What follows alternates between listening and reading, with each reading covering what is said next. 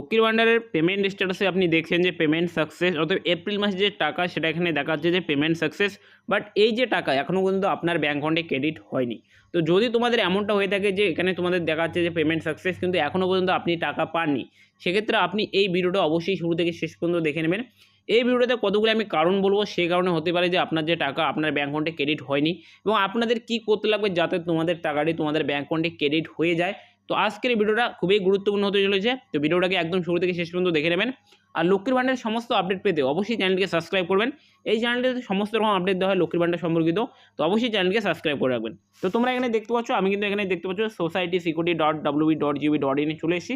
তাদের লক্ষ্মীর ভাণ্ডার যে স্ট্যাটাস চেকের যে অপশন, সেখানে আমি এখানে চলে এসেছি। তোমরা দেখতে পাচ্ছ এখানে যে নেম রয়েছে সমস্ত এখানে দেখতে পাচ্ছ, এবং তোমরা যদি এখানে দেখো তো তোমরা এখানে দেখতে পাচ্ছ ব্যাঙ্ক অ্যাকাউন্ট স্ট্যাটাস, এখানে দেখতে পাচ্ছ validation success, ready for payment and beneficiary status active.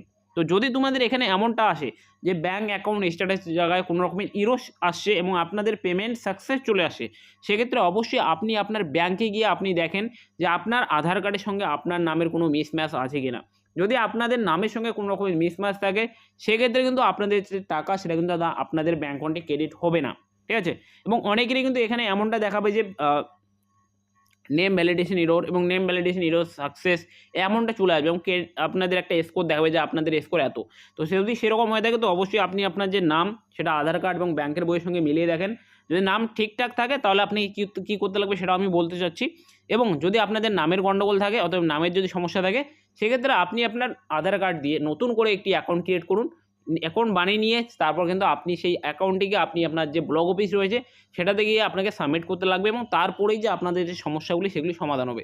এখন অনেকেরই কিন্তু এমনটা হয়েছে যে আপনাদের এখানে সমস্ত কিছু ঠিক একই দেখাচ্ছে, তোমরা দেখতে পাচ্ছ সেম মনে করে এমনই দেখাচ্ছে যে validation success, ready for payment, এবং এপ্রিল মাসের যে পেমেন্ট সেটা এখানে পেমেন্ট সাকসেস চলে এসছে, বাট এখনও তোমাদের টাকা ক্রেডিট হয়নি।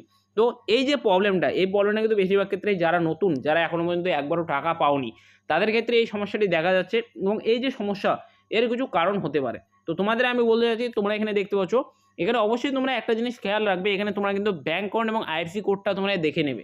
এখানে অনেক ক্ষেত্রে কী হয়, তোমাদের যে ব্যাঙ্ক অ্যাকাউন্টের নাম্বার রয়েছে তোমরা দেখতে পাচ্ছ প্রথম দুটো সংখ্যা এবং লাস্ট তিনটি সংখ্যা দেখা যাচ্ছে, এবং আইএফএসসি কোডের প্রথম চারটি এবং লাস্ট দুটি সংখ্যা দেখা যাচ্ছে। তো এখানে তোমরা দেখবে অনেকেরই কিন্তু যে আইএফএসসি কোডের যে সমস্যা সেটা আইএফএসসি কোডের সমস্যা হতে পারে এবং আপনারা হয়তো সেটাকে নোটিস করেননি এতদিন যে আপনাদের আইএফএসসি কোড সেটা ভুল রয়েছে।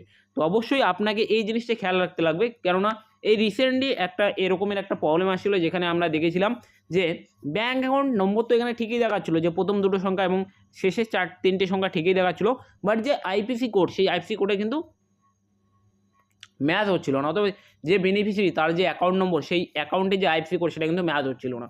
তো আপনি অবশ্যই আপনার যে ব্যাংকের অ্যাকাউন্ট নাম্বার এবং আইএফএসসি কোডটি রয়েছে সেটি আপনি অবশ্যই ম্যাচ করে দেখে নেবেন।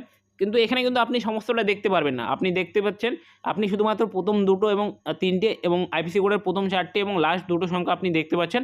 তো এই দুটোকে আপনি সর্বপ্রথম দেখে নেবেন যে এখানে আপনার কোনো সমস্যা রয়েছে কিনা।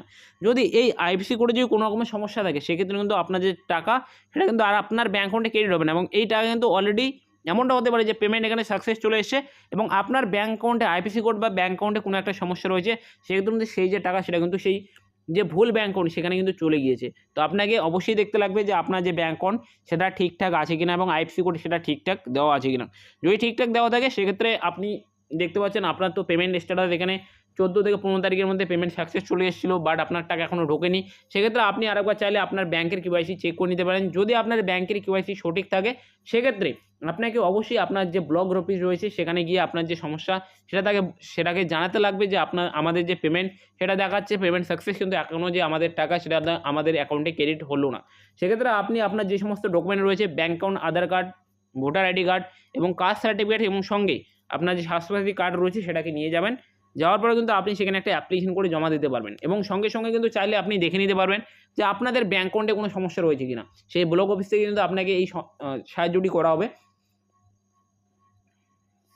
তো অবশ্যই আপনি এখনই গিয়ে চেক করেন যে আপনার ব্যাঙ্ক অ্যাকাউন্টে কোনো সমস্যা রয়েছে কিনা। অতএব আপনি আপনার ব্যাঙ্ক অ্যাকাউন্ট এবং আইএফএসসি কোডটি চেক করে নিন। তো আপনার যদি কোনো রকমের সমস্যা হয়ে থাকে এবং আপনার যদি সমস্ত কিছু ঠিক থাকে তবুও আপনার ব্যাঙ্ক অ্যাকাউন্টে যে টাকাটি না আসে থাকে, অবশ্যই কমেন্টে জানাবেন।